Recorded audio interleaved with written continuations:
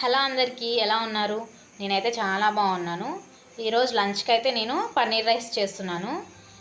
లంచ్కి లేట్ అయింది, అందుకే ఇంకా కర్రీ రైస్ చేయడం లేట్ అవుతుంది కాబట్టి అందుకని చెప్పి పన్నీర్ ఉంటే పన్నీర్ రైస్ చేస్తున్నాను. నేను ఎలా సింపుల్గా చేస్తున్నానో మీరు కూడా చూసేయండి. వీడియో చూసి ఇంకా లైక్ చేయండి, షేర్ చేయండి అండ్ సబ్స్క్రైబ్ చేయడం మాత్రం మర్చిపోకండి. Thank you. ముందుగా మనం స్టవ్ ఆన్ చేసుకొని కుక్కర్ పెట్టేసుకున్నాము. తర్వాత దాంట్లో ఆయిల్ ఇంకా గీ ఉంటే గీ కూడా యాడ్ చేసుకోండి. అది ఆప్షనల్, గీ వేస్తే టేస్ట్ బాగుంటుంది కదా, అందుకని. ఇంకా దీనికి కావాల్సిన items paneer, tomatoes, onions and 2 chillies, coriander and ఫ్రెష్గా దంచుకున్న అల్లం వెల్లుల్లి paste and masala powder. Next అందులో ఆయిల్ హీట్ అయ్యాక ఆనియన్స్, మనం కట్ చేసి పెట్టుకున్న టమాటోస్ అండ్ ఇంకా గ్రీన్ చిల్లీస్ యాడ్ చేసుకోవాలి.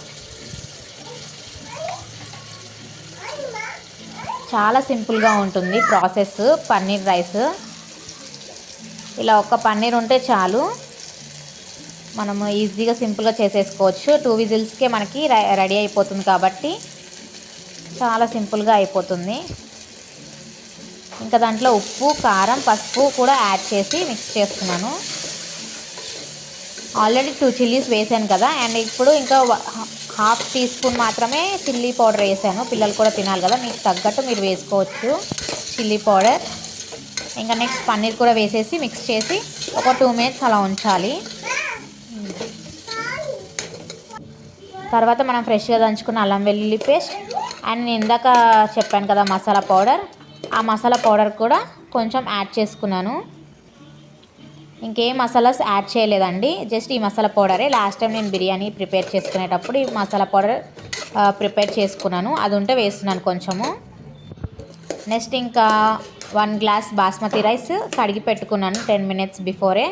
అది వేసేసుకొని మనం తగినంత వాటర్ పోసుకోవాలి.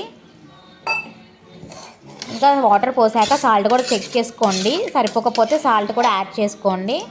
ఇంకా మనం కట్ చేసి పెట్టుకున్న కొత్తిమీర కూడా వేసుకొని మూత పెట్టేయటమే. ఇంకా హై ఫ్లేమ్ లో ఫ్లేమ్ కాకుండా మీడియం ఫ్లేమ్లో ఉంచండి, బాగా కుక్ అవుతుంది. ఇంకా 2 విజిల్స్ అయిపోయాక స్టవ్ ఆఫ్ చేస్తున్నానండి. ఇంకా ఆవిరిపోయే వరకు ఉంచి ఆవిరిపోయాక కుక్కర్ మూత తీయండి. చూడండి ఎంత బాగా కుక్ అయిందో పన్నీర్ రైస్. మనం ప్లేట్లోకి వేసుకుందాం, ఎలా ఉందో చూడండి. వేడివేడిగా ఆరిపోయాక పొడి పొడిగా వస్తుందండి రైస్. మనం గీ వేసాం కదా, అందుకే అలా కొంచెం తడి తడిగా ఉన్నట్టు అనిపిస్తుంది. చాలా బాగుంది పన్నీర్ రైస్ అయితే, కలర్ఫుల్గా, టేస్ట్ కూడా చాలా బాగుంది. పిల్లలకి ఈజీగా 5 మినిట్స్లో రెడీ చేసి పెట్టచ్చు మన ఇంట్లో ఉంటే పన్నీర్ రైస్. చూడండి వేడివేడిగా ప్లేట్లో వేస్తుంటే ఎంత బాగుందో, టేస్ట్ అయితే చాలా బాగుంది. నా వీడియో కానీ మీకు నచ్చినట్లయితే లైక్ చేయండి, షేర్ చేయండి.